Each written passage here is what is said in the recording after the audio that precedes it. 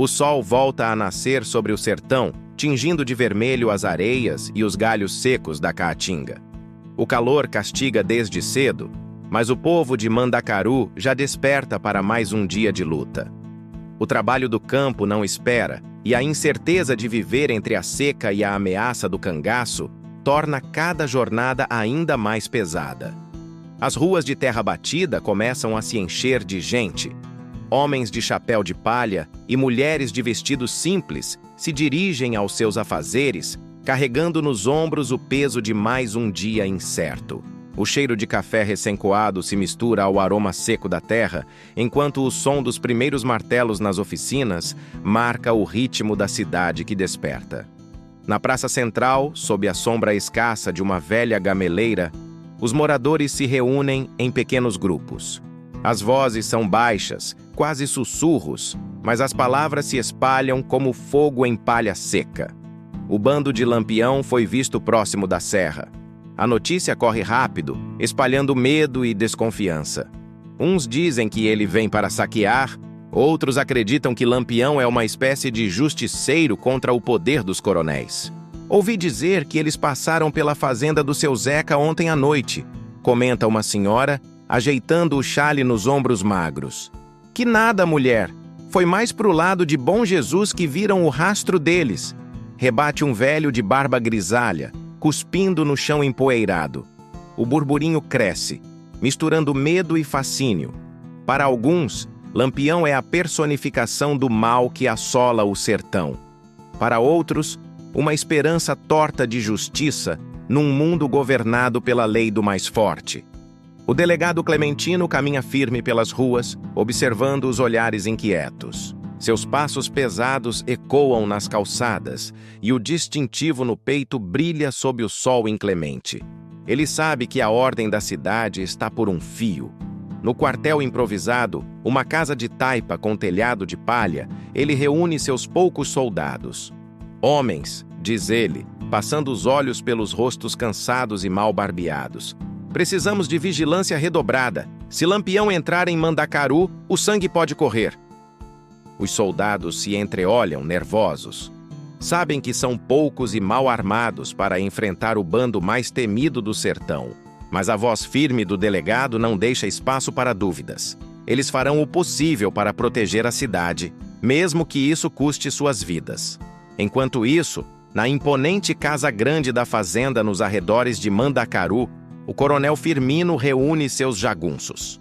O salão, decorado com troféus de caça e retratos de família, está cheio de homens armados até os dentes. De olhar frio e bigode bem aparado, Firmino discursa com a autoridade de quem está acostumado a ser obedecido sem questionamentos. O cangaço é um perigo, mas também uma chance, ele declara, andando de um lado para o outro. O medo do povo me dará ainda mais poder. Ninguém desafia a vontade de Firmino sem pagar o preço. Os jagunços concordam com acenos de cabeça, as mãos calejadas acariciando os cabos dos revólveres. Eles sabem que a palavra do coronel é lei, e que desobedecê-la significa uma sentença de morte. Do outro lado da porta de madeira maciça, a jovem Teresa, filha do coronel, escuta parte da conversa. O coração dela aperta no peito, dividido entre a obediência ao pai e os segredos que guarda em cartas apaixonadas escondidas sob o colchão. Sente que em breve terá que escolher seu destino e teme as consequências dessa escolha. Na vila, Rosa se encontra com Zé Leandro à beira do riacho quase seco. O sol da tarde pinta sombras longas no chão, enquanto os dois conversam em voz baixa. Zé Leandro, sempre trabalhador e preocupado, tenta convencê-la a manter distância dos cangaceiros. Rosa, não se deixe enganar, ele diz, segurando as mãos dela entre as suas. Lampião pode até lutar contra os coronéis, mas onde ele passa, só sobra dor e destruição. Rosa abaixa os olhos, mas em sua mente a dúvida persiste. O fascínio pelo cangaço, pelas histórias de bravura e liberdade, mistura-se com o medo do desconhecido. Ela sabe que Zé Leandro fala por amor, mas não consegue ignorar o chamado da aventura que ecoa em seu peito jovem. No mercado, o vaqueiro Zebedeu espalha histórias entre os amigos. Sentado sobre um saco de feijão, ele gesticula animadamente, sua voz rouca preenchendo o ar carregado de poeira e expectativa. Com seu jeito falante, tenta animar o povo, mas sua voz também denuncia a tensão. Vocês se lembram da vez que Lampião passou por Serra Talhada? Ele pergunta, os olhos brilhando. Dizem que ele deixou os ricos sem um tostão e distribuiu o dinheiro para os pobres. Os ouvintes se aproximam, divididos entre a admiração e o medo. Zebedeu conhece o sertão como a palma de sua mão calejada e sabe que quando o silêncio se alonga demais, é porque a tormenta está próxima.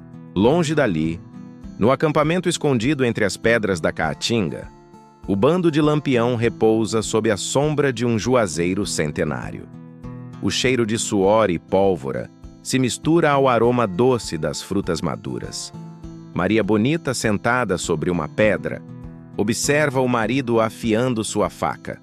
Seu rosto bonito está marcado pela preocupação quando ela pergunta: Virgulino, será que Mandacaru está pronta para receber o peso do nosso caminho? Lampião ergue o rosto, os olhos brilhando com uma mistura de determinação e fúria contida. Sua resposta é firme, carregada do peso de anos de luta e sofrimento.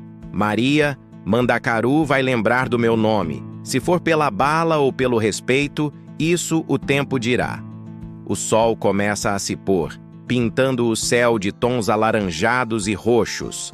À medida que a escuridão avança, o povo da vila se reúne em frente à pequena igreja de adobe. O padre, um homem magro de batina surrada, conduz a reza com voz trêmula. Ele tenta trazer paz aos corações aflitos, mas suas palavras parecem se perder no ar pesado da noite que se aproxima. De repente, um barulho distante de cavalos faz todos se calarem por um instante. O som ecoa pelas ruas vazias, como um aviso de que o destino se aproxima a galope. Os olhares se voltam para o horizonte, buscando nas sombras algum sinal do que está por vir. Zebedeu, parado na porta da igreja com o chapéu nas mãos, olha para o horizonte e murmura, mais para si mesmo do que para os outros. Parece que a noite não vai ser tranquila. As palavras do vaqueiro pairam no ar como uma profecia sombria. As mulheres apertam os terços entre os dedos, enquanto os homens trocam olhares carregados de apreensão. A noite cai sobre Mandacaru como um manto pesado, trazendo consigo o medo e a incerteza. Do outro lado da serra, escondida dos olhos da cidade, uma fogueira clareia os rostos duros dos cangaceiros. As chamas dançam, projetando sombras inquietas nas faces marcadas pela vida dura do sertão. Lampião se levanta, sua figura imponente destacada contra o fogo. Ele encara os homens, cada um deles pronto para seguir suas ordens até a morte. Com a voz carregada de determinação, ele declara: Amanhã, Mandacaru saberá que o sertão não se curva diante de coronéis. As palavras de Lampião são recebidas com acenos de cabeça e murmúrios de aprovação. Os cangaceiros checam suas armas, ajustam os chapéus de couro. Eles sabem que o dia seguinte pode trazer glória ou morte, e estão prontos para enfrentar qualquer um dos dois destinos. E assim termina o segundo capítulo da história de Mandacaru. A noite avança, carregada de promessas e ameaças. O sertão continua dividido entre a lei de Clementino, que tenta manter a ordem com os poucos recursos que tem, a tirania de Firmino, que vê na ameaça do cangaço uma oportunidade de aumentar seu poder, os sonhos de Rosa e Zé Leandro, jovens cujo amor é testado pela atração do perigo e pela segurança da vida simples, a inquietude de Teresa, presa entre a lealdade ao pai e os desejos de seu coração, a simplicidade de Zebedeu, que com suas histórias tenta trazer um pouco de luz à escuridão que se aproxima, e a ameaça constante de Lampião e Maria Bonita, figuras míticas que carregam consigo a promessa de mudança, seja ela para o bem ou para o mal. Uma teia de destinos se entrelaça, cada fio representando uma vida, uma escolha, um sonho. À medida que a madrugada se aproxima, Trazendo consigo a promessa de um novo dia, os habitantes de Mandacaru se preparam, cada um à sua maneira, para enfrentar o que o destino lhes reserva. O vento sussurra entre os cactos e as pedras, carregando consigo o eco de antigas histórias e a promessa de novas lendas prestes a nascer. O sertão espera, paciente e implacável, para ver quem sairá vitorioso desta batalha entre a lei e a rebeldia, entre o medo e a coragem, entre o amor e o dever. E Mandacaru, pequena cidade perdida na vastidão da Caatinga, se prepara para se tornar o palco de uma história que será lembrada por gerações.